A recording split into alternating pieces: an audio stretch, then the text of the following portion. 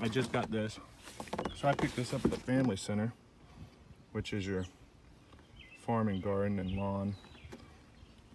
And this is what you're gonna stack onto your beehives. So one of these is your starter, and then you just stack these on top of them. And I like going these instead of the supers because you keep the frames all the same size, and then all your stuff is universal.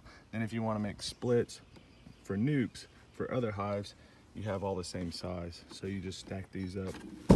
Got that. That was $50, $55 after tax or something like that. Fairly cheap, but you get the foundation and the box, and it's already painted. Got the bees here. They're just going crazy. Yes, they are doing well. So this one right here was the last nuke we put in, and it's ready for another deep.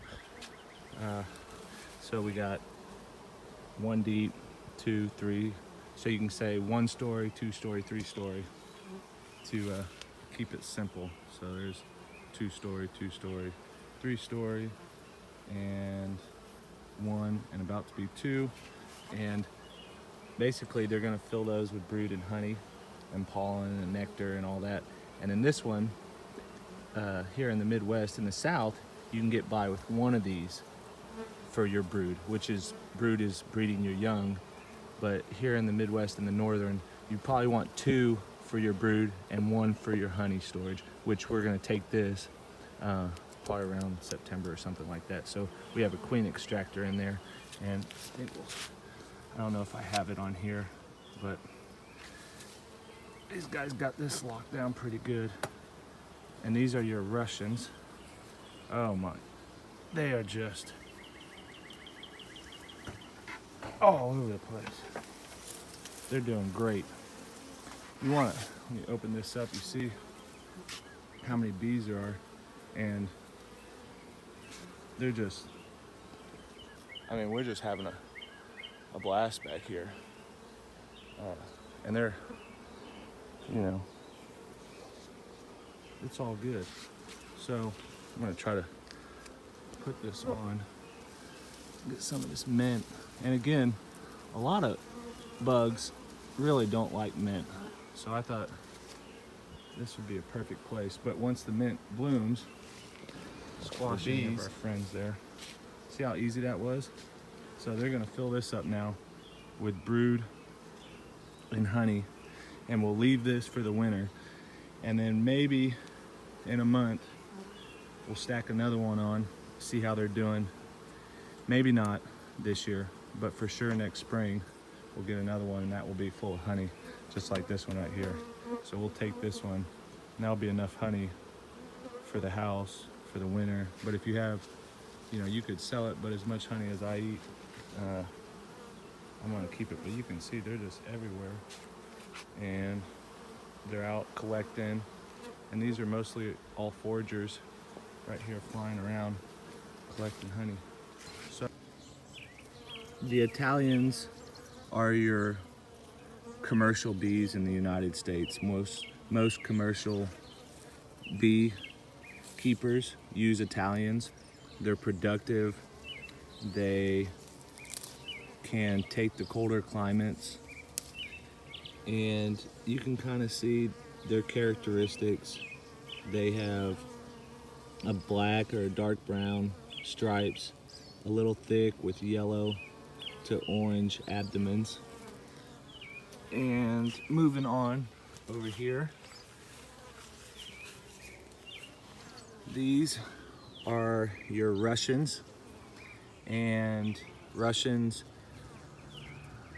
came from Russia. The USDA brought them to the United States in 1997 to an island in Louisiana to study them.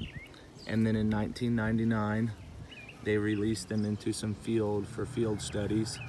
And in 2000, they were released to the public for beekeepers to use. And the Russians are very good for the colder climates like in the Midwest or the northern climates in the United States. They're kind of similar to the Italians in appearance. They're a little bit darker on the end of the abdomens, and you can kind of see they're similar in size. Something different about the Russians that I've noticed is that they're a little bit more defensive. So you can see there's a guard, and these guys right here, or these girls right here, are guards. And they're just kind of hanging out. And a lot of them are hanging out because it's early in the morning. About 11 o'clock, they'll be flying in and out of here collecting pollen and nectar. And when being defensive, I haven't noticed that they sting more. They just kind of come up and headbutt you and kind of let you know that they don't appreciate you kind of scoping out their hive. And they're good temperament bees. They're just a little bit more defensive. And these are the Russians. And I got these bees from Back to the Bees from Mac. It's Back to the Bee Company. He's out of Cleveland, Missouri. And Christine, the Italian, the Minnesota Hygienic, she lives in Belton, Missouri. And she has the Cass County Bee Club.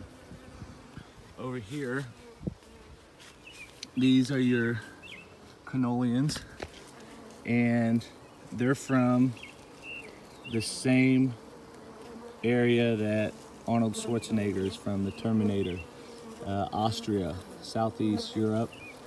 And I'll try to show you the difference. If you see this one over here, look how dark they are. They're almost black. And I love these bees. And I got these from Travis Crane in Pleasant Hill, Missouri. And the Carniolans fly in a little bit colder weather. They have a great temperament. You can see this one right here, how black it is. I love these. They are very unique. And these out here are kind of lighter. There's kind of a more blackish one. This one over here is kind of blackish. I think they're really cool. They might be a little bit smaller in size, but them flying in colder weather and during the winter, they have smaller population of their hive, which is good because they store honey better.